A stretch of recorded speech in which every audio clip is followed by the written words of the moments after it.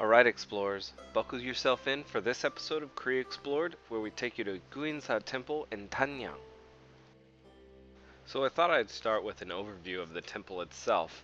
In this area up here, or rather down here, is where you'll enter into the area. There's a parking lot if you've driven here, and buses will come into this area. And there's also a museum right there. As you come up the mountain, which you can take a free bus ride, you'll enter in here. And there's some other buildings and temples in this area here. But this is pretty much where you start, and you'll come up, and it's an uphill battle the entire way. So make sure that you're ready for that. Bring lots of water with you, especially if it's a hot day. But there's so many buildings here that the monks pray in and study in, and lots of people come here, especially this weekend, which is Buddha's birthday. So it was pretty decked out with decorations. This is the Cheontae Gate. And inside it has 4 heavenly guardians who observe good and evil, and they help lead Buddhists to the right way, and they help protect the teachings of Buddha and the Buddhist seminary here. As soon as you pass the gate, you're greeted with this massive building, and right now you can see all the lanterns because they're celebrating Buddha's birthday. But this massive building is actually a storehouse for any supplies and things that the Buddhists might need. And right below it is a smaller building, which is actually a library. As you continue walking up, you'll come to the Preaching Treasure Hall, which was built back in 1945 by the founder of Guinsa Temple.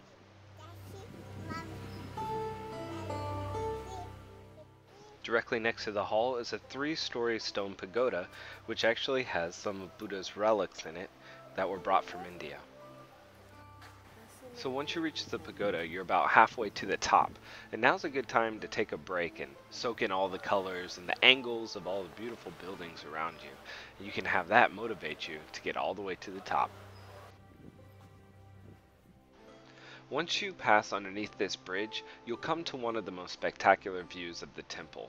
You'll have to climb some underground stairs, but once you get to the top, you can turn around and go to a courtyard that opens up to a view of all the buildings that you just passed.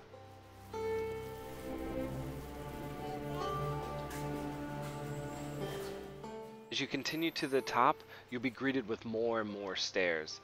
Luckily, when we were there were lots of lanterns to keep us entertained while we were on our way up. The next building you'll come to is the historical Great Teachers Hall.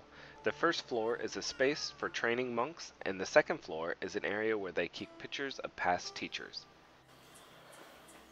When you reach this building, you're in luck. You're almost to the top, but if you can't make it there on your own, just go inside and turn left, and there'll be some elevators there waiting for you. When you exit the elevator, you're once again greeted with an amazing view down the valley.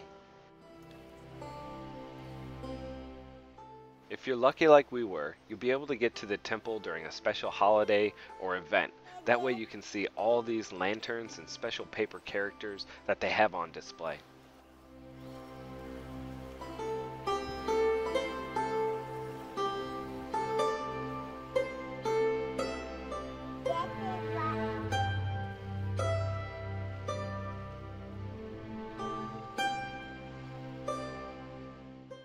We spent about 2 hours at this temple, and honestly, we probably didn't even see half of it. So if you want, you could really take your time here and explore much more than we're showing you.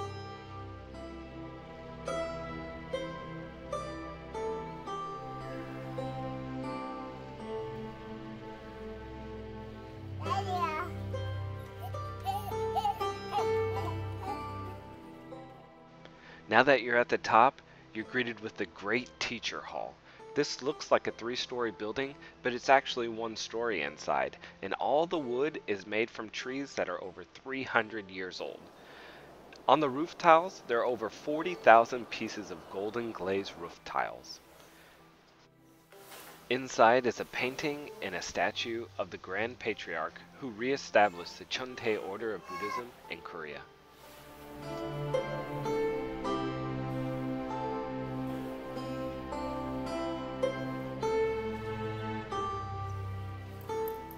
On each side of this hall, there are 2 guardians that were carved from 1 piece of stone measuring 5 meters in height.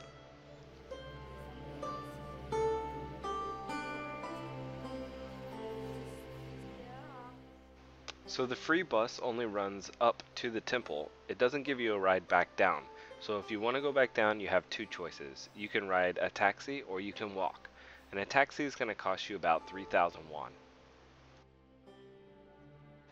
So the temple itself has a bus terminal connected to it, the Guinsa Terminal.